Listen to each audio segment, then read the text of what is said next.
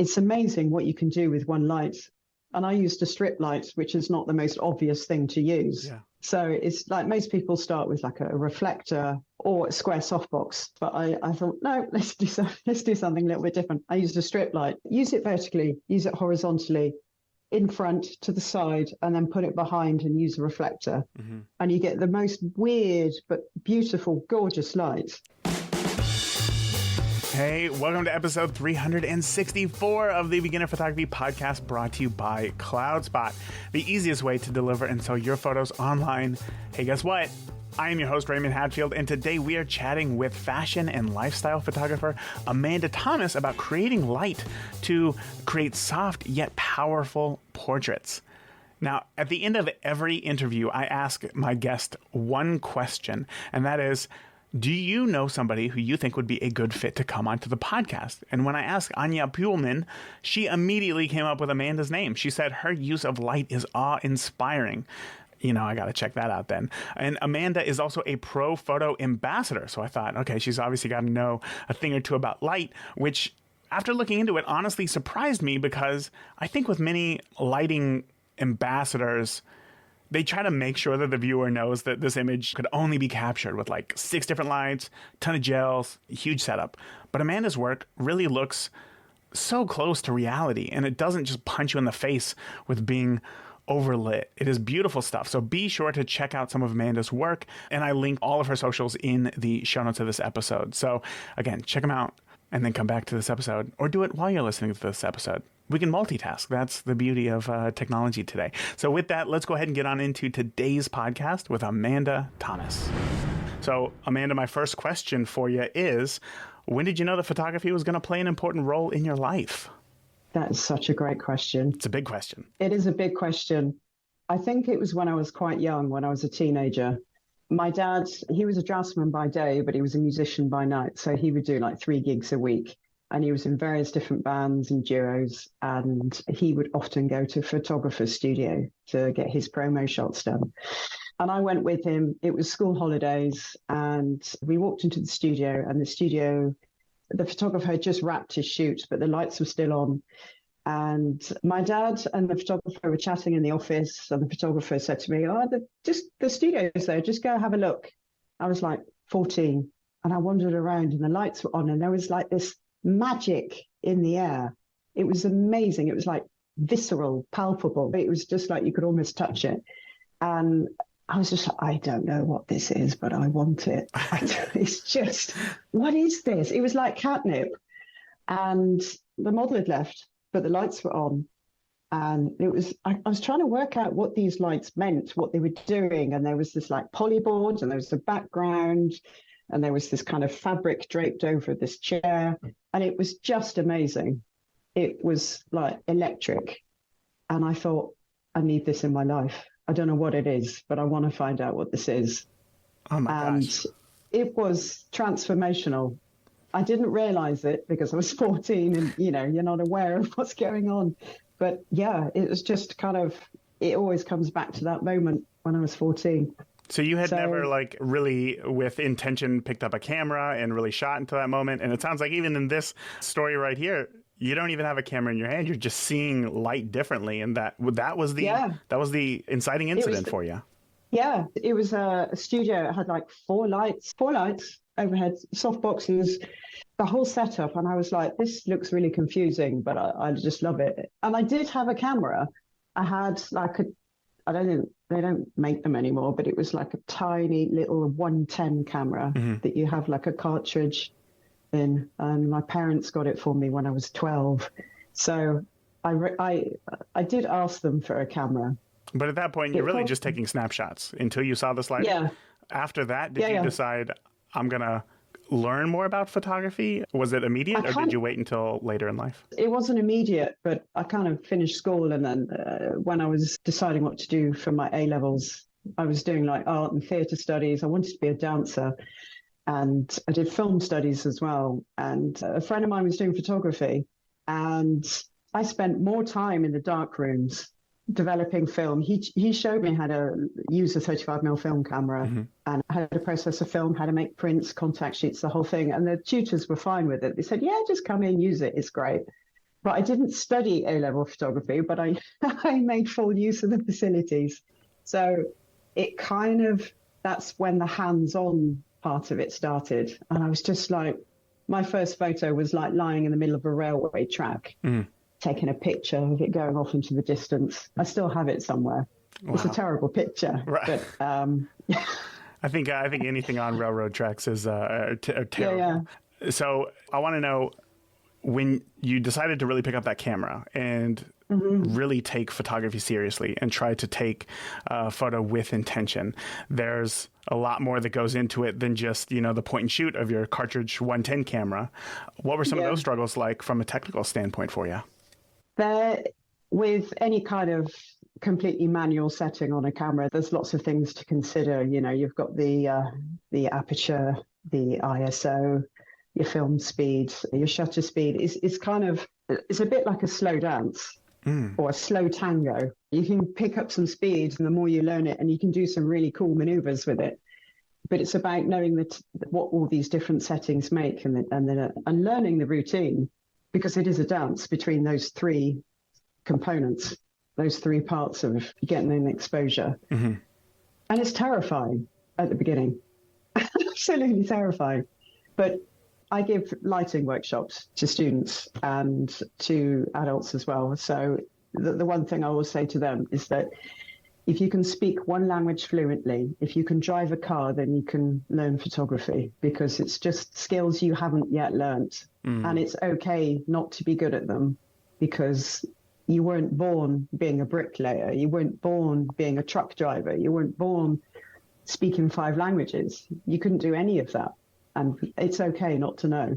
So I kind of wish I knew that when I was 15. Right, of course. Well, all that you're exposed to is just great imagery and then your photos. So it's hard, I'm sure, before the days of, Instagram or the internet, to build up a visual literacy of images that weren't professional. So that's got to be a huge hurdle to get over. And then you're shooting film, so you don't even know what your photos look like until possibly a week later. And then that learning curve is going to be just a huge, huge struggle.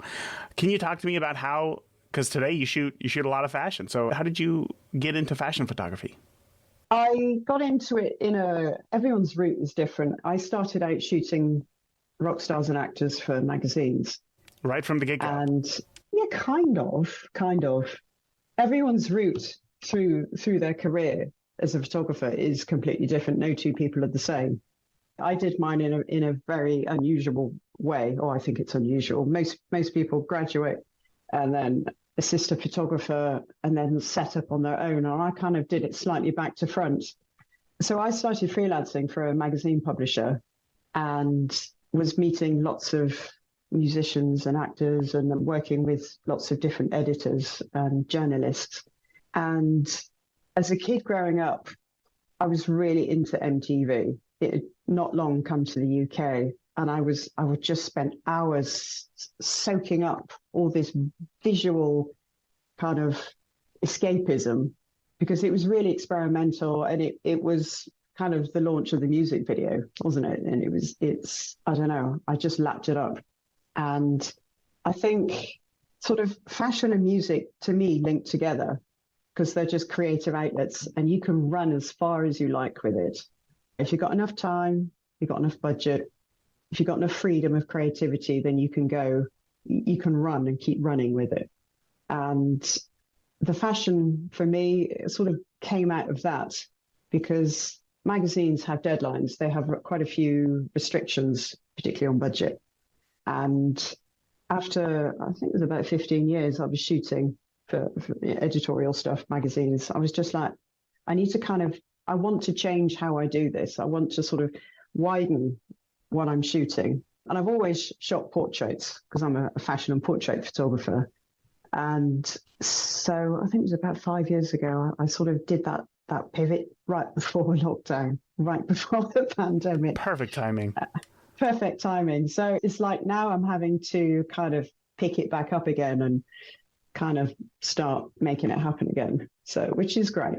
It's great. But it's a creative industry, and I always think big, I always think ambitious, and then you have to kind of rein it in for the budget, or most of the time, if you think too big, sometimes clients can be like a little nervous. Mm-hmm. So they're just like, I think that might be a bit ambitious. Can we just dial it down a little? It's just like, sure, why not? But if you don't think big, you can't rein it in. It's difficult to set something small and then build it big. It's certainly with ideas at the get-go. Shooting editorial work for, a number of years, one thing that I find really interesting about photography is that it's all capturing light, right? We're just all taking a photo of something in front of the camera.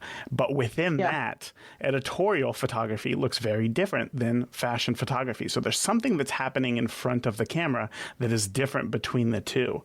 And when I think of fashion photography, again, I can see the look in my head, right? And it's different from editorial. It's different than portraiture. Can you give me maybe a definition of what fashion photography is that like every fashion photographer pretty much follows? But then outside of that, how you make images uniquely your own. Does that question make sense? Kind of, yes. I think fashion photography is all about escapism. So it's about creating an aesthetic that is aspirational and inspirational for the viewer, for the consumer, for whoever is looking. And it's kind of similar with, say, like a fragrance ad. With the Chanel, whether Chanel clothes or Chanel perfume ads, they're slightly out there and they sort of don't make sense, but they're so beautiful. You kind of just let that go. You kind of just enjoy the aesthetic and the sort of journey, like you're on some kind of almost science fiction short, very, very short story in about 20, 30 seconds. Mm-hmm. So I think it's all about escapism. Editorial style tends to be a little bit more in the moment, like here and now, a bit more realistic. And obviously it depends on the brand, depends on the brief, who's all sorts of things like that. But I am sort of generalizing, but I would say fashion photography is more about escapism. So how does that play out when you are taking photos? So let's say like if you just you have quite a lot of experience in editorial photography, what did an average day as an editorial photographer look like for you versus, or no, I take that back. What does planning an editorial shoot look like for you versus what does planning a fashion shoot look like for you? Well, if I was working for a music magazine, a lot of the planning would be done ahead by the production team. So the editor or the production editor would have set everything up ahead of schedule. And I would literally get an address, a date and a time. So an appointment would be made on my behalf and I would just turn up. Sometimes I wouldn't know who I was shooting. Well, yeah, sometimes I didn't know who I was shooting. Or I didn't know anything about them. Oh, wow. I would just rock up at a hotel and it's just like, okay, I'm here for such and such magazine. And they go, right, okay. And it's press junket. So if you've seen, is it the film Notting Hill, where Julia Roberts plays an actor and Hugh Grant is an aspiring journalist. I believe so. Falls in love with. Yeah. Well, the thing that she does, the press junket, where you just got like loads of people coming in one after the other, and she's like fresh and bright at the beginning and utterly exhausted at the end. That's basically a press day. So you've got like loads of photographers coming through. So with a fashion shoot, I would say there's a lot more planning for me as a photographer because I don't have an agent, so I'm working directly. So there's a lot of prep to be done. The more prep you do, the better the shoot, because a shoot, it's really easy to run out of time. So it's all down to planning. So you do your pre-production, your production, you have your shoot, and then you have your post-production, which is generally your retouching and making sure all the images go to the right places. But a lot of a shoot is done ahead of the actual shoot itself. So obviously you'd have a model, sometimes several models, you'd have a makeup artist, sometimes a hairstylist, a fashion stylist, maybe an art director or a creative director. There'd be assistants. There might be somebody from the agency. If there is an agency involved, there'll obviously be a client. So, I've been on set with like 20 people And as a photographer, you are the captain of that ship. Mm-hmm. So you have to make sure that you're on course and you're on time and you're following the brief. And you've got mood boards and like style guides sort of stuck to the wall. And you have to refer to it, and you've got a shot list. And you also have to be creative and technically good and pleasant to work with. So there's a lot of organizing going on. So it's always good to make sure that like really thorough before the shoot actually happens. Yeah. And get there really early. So it makes sense that there's a lot of like logistical things that you got to put in place, schedules, people, their jobs, what they need to do. I want to know more about your side, right? You said you're the captain as the photographer. Yeah. And that's really interesting to me because when I think about a ship or a plane, the captain makes all the decisions, right? But in a fashion or an editorial sense, or I guess here in a fashion sense, you said that you're working for a client. So can you talk to me about that relationship between figuring out these are the ideas for the photos that I want to capture versus their approval or what it is that they're looking for? Does that make sense? Yes, yeah, it does make sense. So that's one of the things, or one of the many things that you would cover ahead of the shoot. So you'd have like an initial phone call, and you would talk about their aesthetic. So it's quite an intense interview process in a way, because I've got like loads of questions that I need to tick off to make sure that I've got everything covered. So it would be, if it was someone, say, that I hadn't worked with before, I didn't know them, then I would say, tell me about your brand, tell me about your label, who's your demographic, and what do you want to say with this story, this narrative, because there is some kind of narrative. And it could be something really simple, like a curiosity about the color pink. It could be something as simple as that, for example. Mm-hmm. And I give my clients homework. So I ask them to go away and to pull together a mood board of how they want it to look. So they are inspired. So they might have something in their mind, and they might be someone who thinks with words rather than pictures. But I would like them to sort of combine the two. So write me a description, tell me about it, describe it to me, pull together some images, go online, go to Pinterest, rip something out of a magazine. If you see something walking down the street, take a picture, pull together a mood board. 10 shots doesn't have to be a huge amount of thing. And I'll do the same. And then we'll come back together and I will generate a mood board of what we're going to do, talk through a shot list. What is it that you want to shoot? Are you launching a new collection, for example? And I will ask to see shots of the garments so I know what to expect. How many shots do you want of each? Because some people, I don't do e-commerce, which is full length, half detail, back shot, side shot, walking shot. That's not my thing. Although those are incorporated into, say, like a lookbook shoot. Mm-hmm. It's slightly different. For example, I've got a spring-summer, it's quite late actually, but it's a spring-summer 2023 collection. And I think she's got 10, 12 pieces. And she, I gave her homework. I said, all right, pull together an aesthetic, a mood board. Can you send me shots of all the garments, all the pieces? And it makes her really clear about what we're shooting. And also for me, because you can plan like 80, 90%. But that last little bit, you can't plan for that. And that's I'm not going to say it because it's a swear word, but it's it's when things go wrong. You have to kind of plan for things going wrong. So plan and have a strategy and a schedule and expect something not to work. So, you could have a technical problem with software or your kit, or a piece of an accessory or something doesn't turn up, or one of the garments is ripped or something like that. So you kind of have to think on your feet. That's a great takeaway. Expect something not to work. I've heard that from so many photographers as well. And that's really, it's hard, I think, as a new photographer to kind of wrap your head around that, because you want to assume everything's going to go great. You want to assume that it's just going to be rainbows and butterflies, but inevitably it's not always that way. But I have a question when it comes to, because in the past I've asked as a wedding photographer, brides to send me inspiration or ideas that they like for their wedding photos. And inevitably, it always comes back as like the photos that they send me, they want almost exact replicas of those photos. Yeah. It doesn't feel very collaborative. Do you feel the same way when you ask your client to send you photos, or are they more aware of how the process works and able to explain what it is that they love about those images in particular? Generally speaking, clients they think a little bit more out of the box. So they're used to thinking creatively, thinking a little bit differently, not literally. So there might be like, I did a shoot recently and we had like a posing guide, because I was working with people who aren't used to being in front of the camera and finding their lights and knowing how to sit and just like, oh, just do this and do that.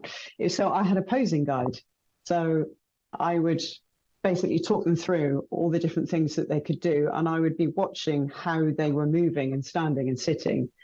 So with the clients that I'm working with, generally speaking, they kind of know what they want most of the time. But that's my job as captain of the ship, to kind of steer them quite literally sometimes. And say, well, if you want to do this, it's going to be really difficult to do that. So we can do either or we can do some kind of amalgamation of the two, or we do this and we do that, which is a little bit different to that. Do you know what I mean? Yes. Does that make sense? Yes. Yeah. So very occasionally I might get a shot that they want to do that is a replica of something, but they like the pose rather than what they're wearing or the location, or there could be something in that shot that they really, really like and I want that. But on the day, it's not possible because it's chucking it down with rain or something. Yeah, it really depends on all of the circumstances that happen the day of the shoot. So preparing as much as possible is extremely important. But it sounds like also being very flexible the day of, if things go awry, is another skill. Yes. And do everything with a smile, because if you lose your cool, they will not come back. So, bad news spreads fast. It travels fast. So if you are being a diva as a photographer, if you're being difficult or you completely lose your cool with somebody, then that can come back and bite you on the ass. So, what is the closest that you've been to that? Like, I want to know what kind of situation, like what gets you there? Is it not being prepared? Is it just things have gone so wrong? Is it things outside of your control? Is it things that you could have prepared for, but you didn't? Like, what gets you close to losing your cool? I can give you an example of something that happened about 10 years ago. I'm just trying to think how much of this I can tell you. No names, no names. Identifiers. Okay. Yeah, of course. Yeah. I was booked by a guitar magazine to fly from London to Houston to shoot this world famous rock band. And everything had been prepared for me. So I literally got the call Monday lunchtime, and Tuesday, the following morning on Tuesday, I was at Heathrow Airport boarding a plane to go to Houston. So it was like really short notice. So all the preparation was done for me. Well, I rejigged my schedule and packed a bag and got my way to London. When I got there, I was denied access. So how did that happen? It's very, very long story, and I don't know how much of detail I can go into, but basically it was down to lots and lots of phone calls of me phoning back to the editor of the magazine to say, look, the tour manager won't let me in. I've just called him and he said, you're not coming in. You're not on the list. And I was like, I thought this had been arranged. And she said, yes, it had been arranged, because I was covering a drumming magazine, a guitar magazine.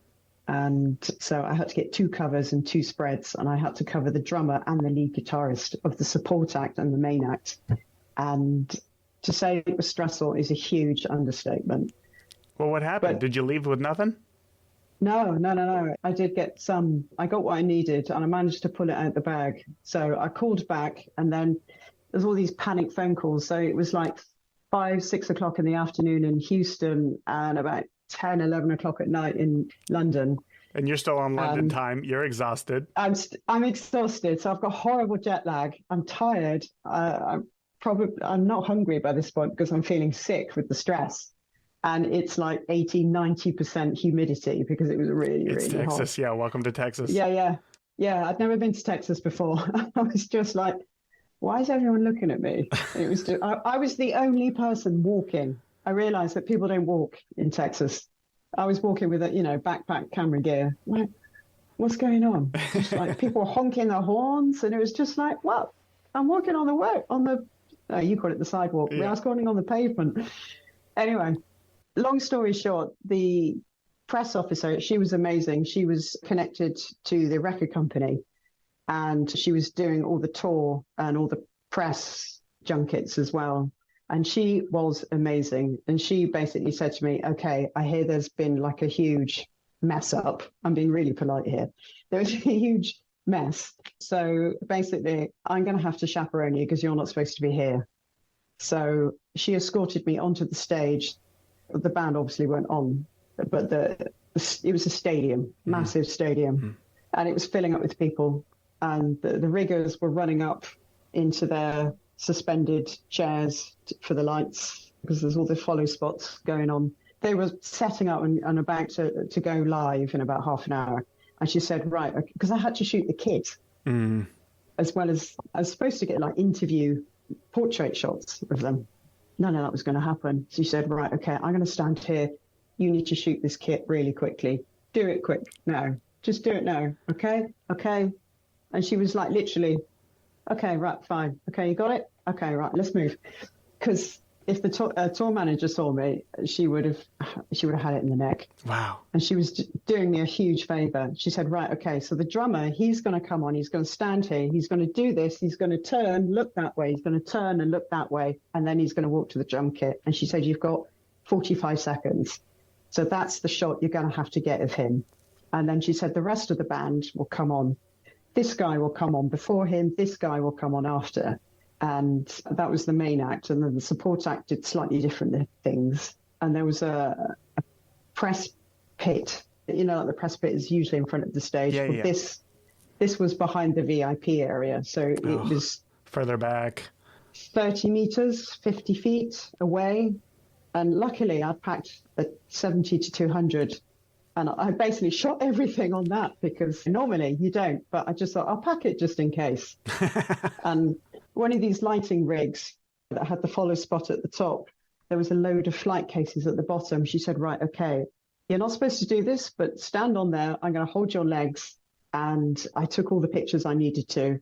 And she let me, because normally it's 3 songs and you're out. But because of the circumstances, she said, right, okay, just let me know when you've got everything. We haven't got long, but, be quick. And I'm like...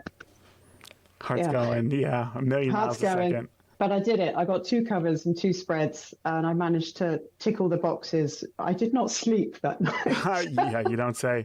I don't know if I wouldn't have slept or if it would have been the best sleep of my life that night. But I could see how it would go.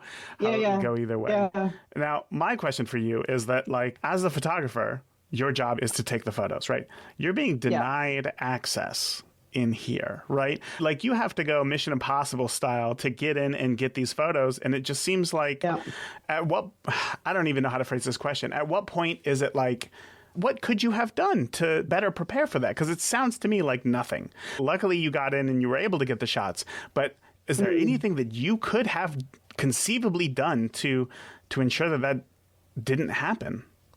No, because I don't have the contacts with the record labels or the production office or the press office of the artists I was there to shoot. So it was all done through the magazine, obviously. It's kind of weird. Yeah.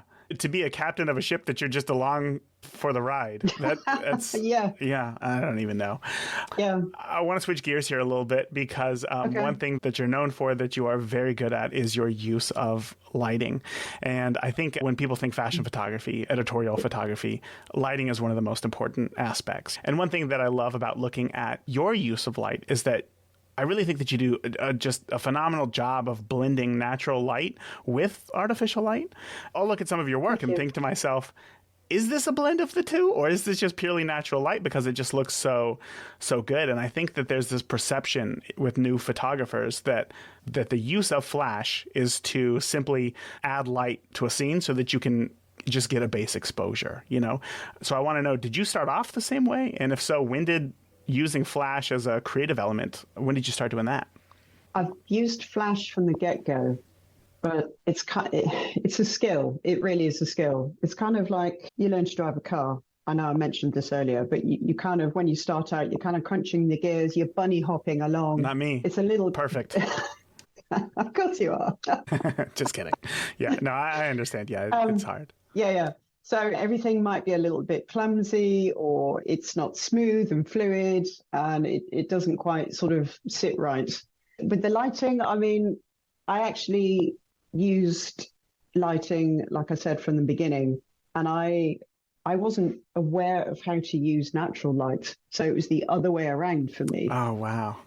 So do you think that came from just being in the studio, like seeing it in that first place? And obviously you're shooting on film, just a lower sensitivity. You just assume that you have to be shooting with light? Well, I didn't understand it. So I know that sounds like a mad thing to say, but I didn't understand how you could get the effects that I wanted. So everything is kind of badly done. But that's how you learn. That's how Thomas Edison invented the light bulb. He did it was it like 100 times, 200 times before he got it. It is a skill, and it's something that I would really encourage people to persist with, to just pursue it, keep going, and just, you can start with like one light. And in fact, I'm an ambassador for Profoto, the global lighting brand. And I gave a talk at the photography show pre-pandemic. The talk was about 30 minutes, and the whole thing was one light and 3 different ways that you can use it. And it's amazing what you can do with one light. And I used a strip light, which is not the most obvious thing to use. Yeah. So it's like most people start with like a reflector, just like a normal round reflector, or a square softbox. But I thought, no, let's do something a little bit different. I used a strip light, and I used it horizontally. And it's just, use it vertically, use it horizontally, in front, to the side, and then put it behind and use a reflector. Mm-hmm. And you get the most weird but beautiful, gorgeous light. And yeah, just think differently. Weird but beautiful, gorgeous light. That is always my favorite. You say that, and it piques my interest, because I find it that when it comes to light, it's always so fun to, I don't know, just be walking out and about and seeing just the way that maybe the sun hits, I don't know, like an old stained glass window, and somehow there's like a reflection on the ground, and then you walk in between it, and you can see all this very funky but yet beautiful light. So let me ask you then, because buying a flash, there's a lot of hesitation for new photographers, because it just seems like, first I got to learn the camera. That's difficult enough as it is. Now I got to learn this whole light thing, and actually make it look good, and not just put it directly on top of my camera. Is that first modifier that we buy, is it a strip, or is there something that you would recommend for new photographers that's a little bit easier to start with?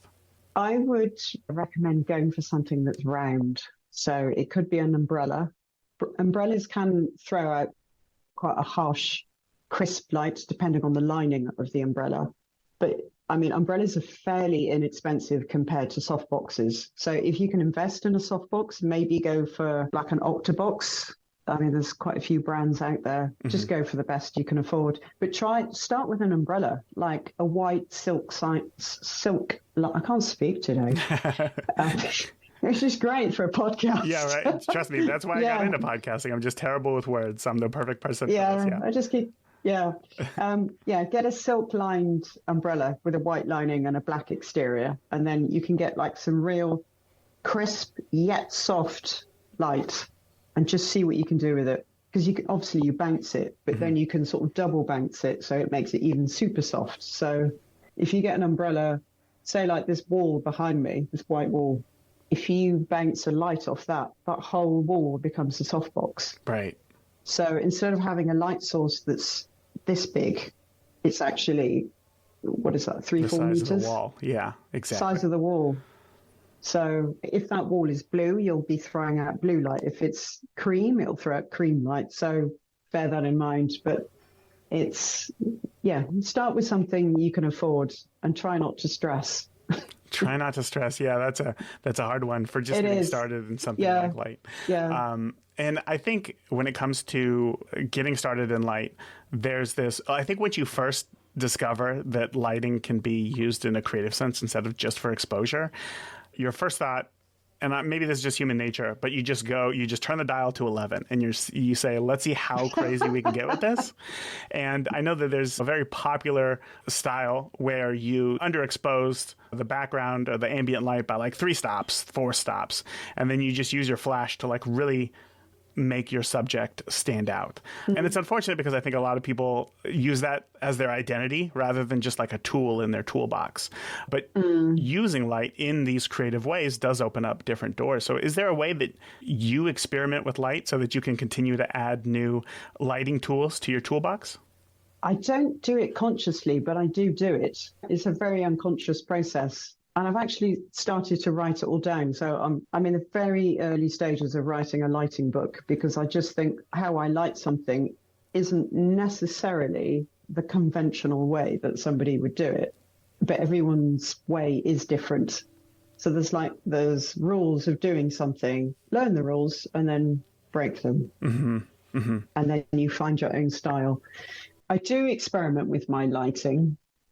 Sometimes I just think, I've lit this subject this particular way for a while now. I fancy doing something a little bit different, but I can't go too far off the brief. But I will set something up and then I might go, let's switch that up. Let's pull the light over here. Let's tilt it down or tilt it up and over. And I'll just put something here maybe as a reflector, or a black reflector sometimes. So, which I did do, and ended up making some very moody portraits, which was just what they wanted. So I kind of experiment on the job sometimes. Yeah. But with the client's approval. So I'm not going to like push something on them that they go, oh no, that's horrible. That's not the first shot of the day. This is later in the day. Yeah. Yeah. But it's always the way. And also I would say to your listeners is don't be afraid of taking bad photos with bad lighting, because you are going to have that, like when you get your laptop tethered to your camera and you're shooting, and I don't have a light meter anymore. I just kind of squint and guess. So I go, I reckon that's about 4.0. That one's about 2. This one's about 8. And then I just sort of put some settings into my camera and squint and go, I think that'll work. And then take a shot and it looks horrible. And the client sees it and says, I'm not sure about that lighting. It's just like, this is the equivalent of a Polaroid. You can't look at this.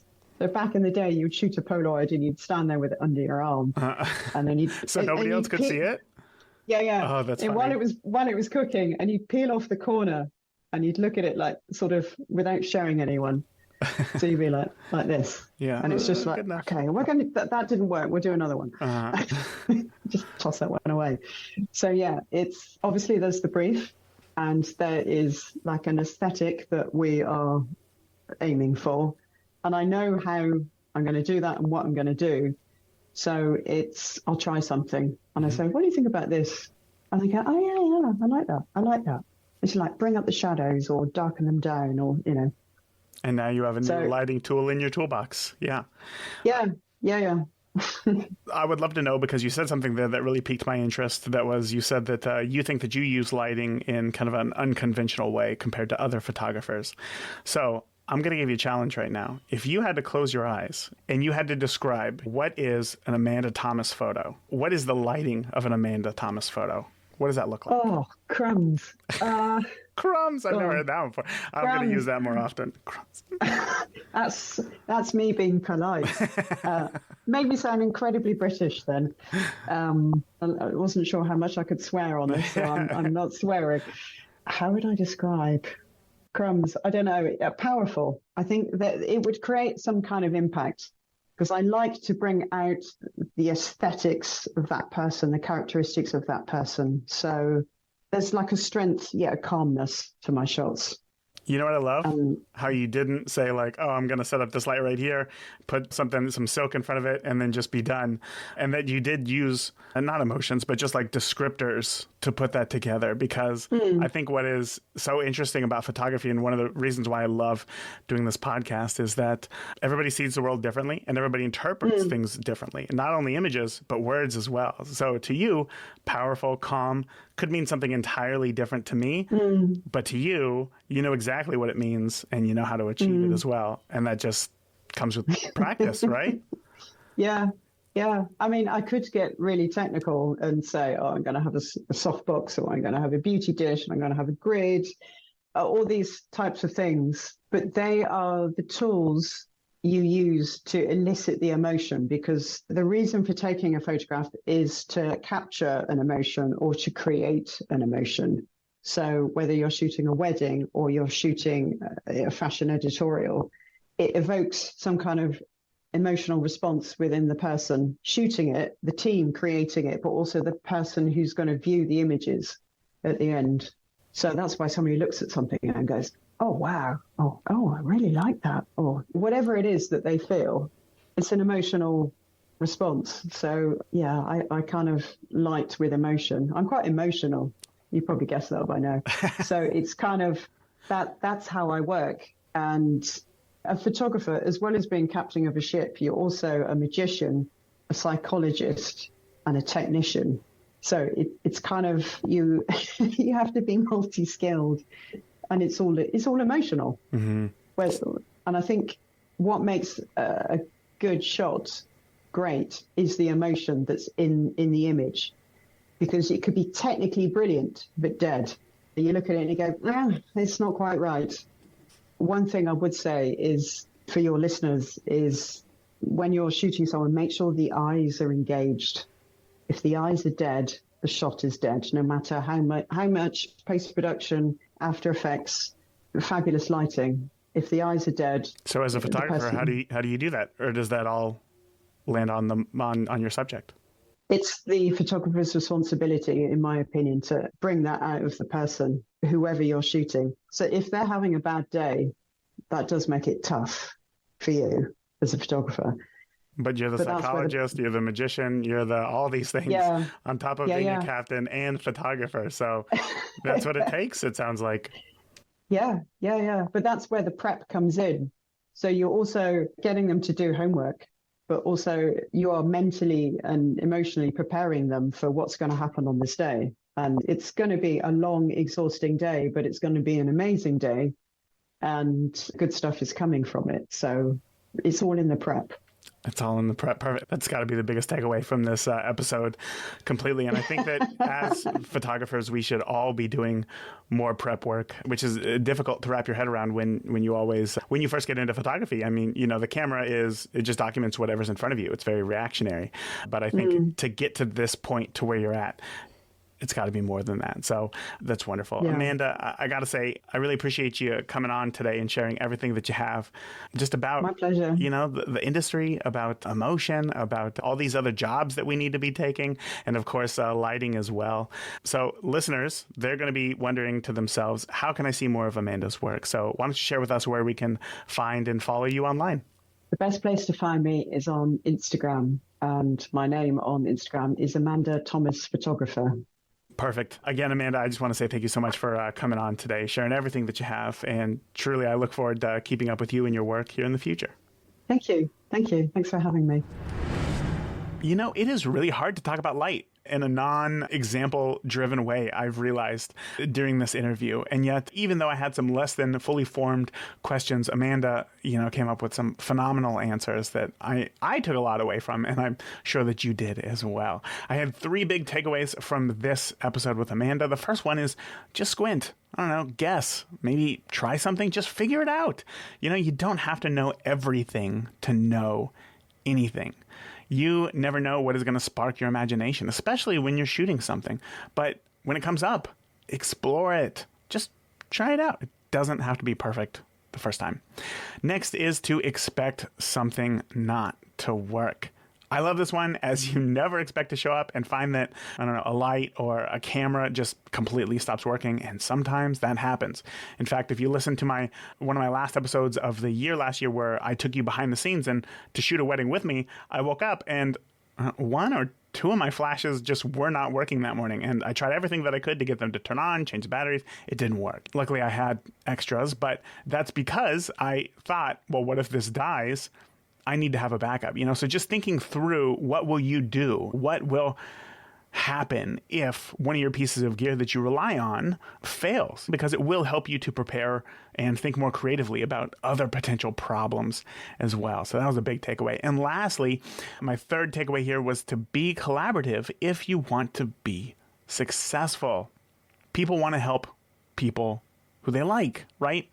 So to do that, you have to collaborate with others. Figure out some ways that you can bring value to somebody else and create something unique together. In Amanda's case, it could be with a model who she's working with, a brand who she's working with, or I was going to say a brand like her client, but then also a brand as in being an ambassador for ProPhoto. You're not going to be able to get something like that if you just kind of say, oh, cool, and then never bring them up or anything like that again. You know, everything is about relationships and fostering those relationships. So if you truly want to be successful, collaboration is the key, because success does not happen in a vacuum.